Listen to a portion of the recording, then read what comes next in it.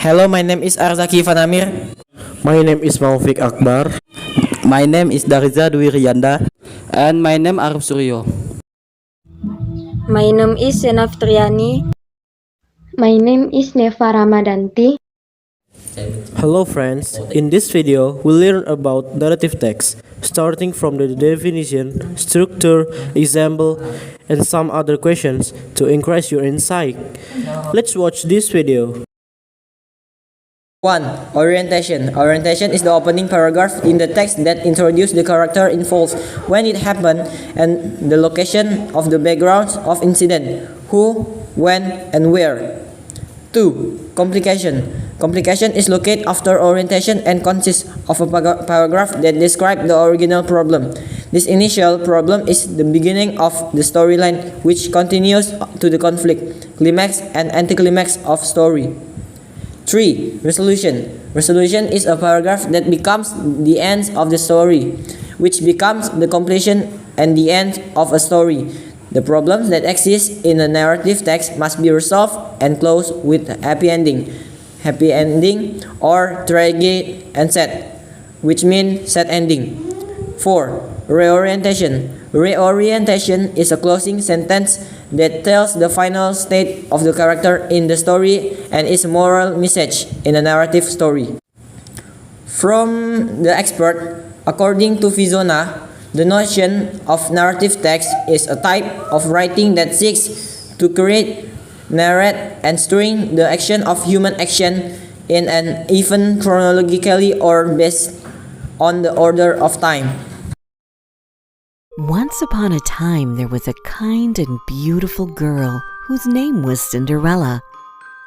She lived with her cruel stepmother and stepsisters, where she was treated as a servant and spent her days cleaning, tidying, and waiting on them, hand and foot.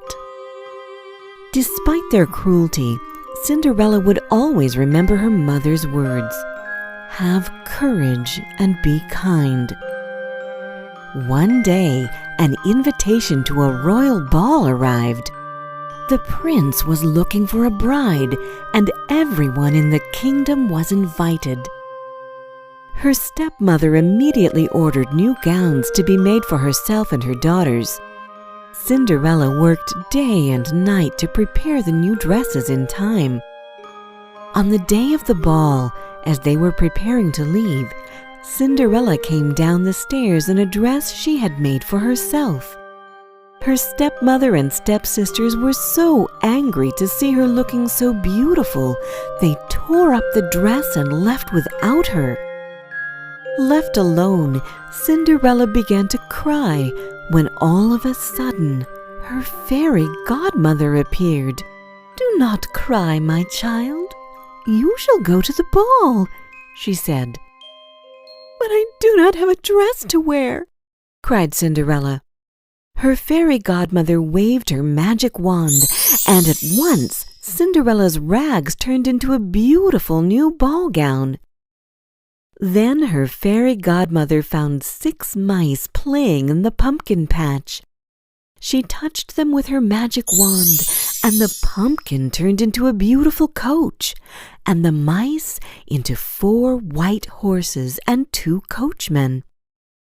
When everything was ready, Cinderella waved goodbye to her fairy godmother, who said, "The magic will only last until midnight. You must reach home by then." When she entered the ballroom, the guests were struck by her beauty, and her stepmother and stepsisters did not know who she was. The prince asked Cinderella to dance, and she was overjoyed. The prince and Cinderella danced all evening until Cinderella noticed the clock approaching midnight, and she remembered her godmother's words. "I must go," she told the prince as she fled from the ballroom. As she ran down the steps of the palace, one of her glass slippers fell off, but Cinderella did not stop to pick it up. She returned home just as the clock struck 12. Her coach turned back into a pumpkin. Her horses became mice, and she was wearing rags once more.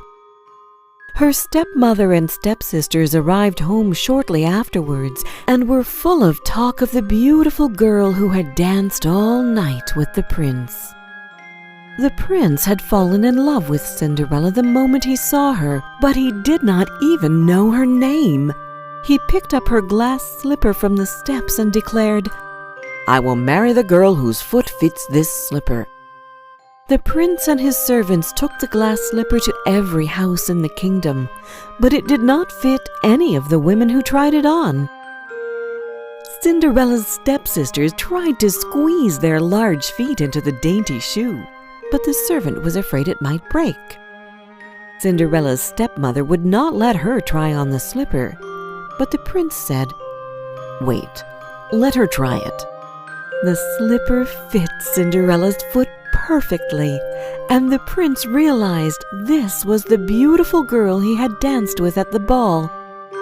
The prince had found the girl he was looking for. They were married and both lived happily ever after.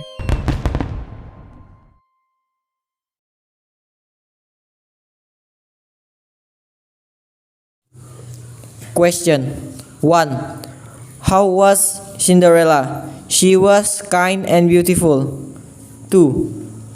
Who lived with Cinderella? She lived with her stepmother and 2 stepsisters.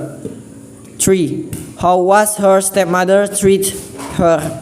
She treated Cinderella so badly and mean. 4.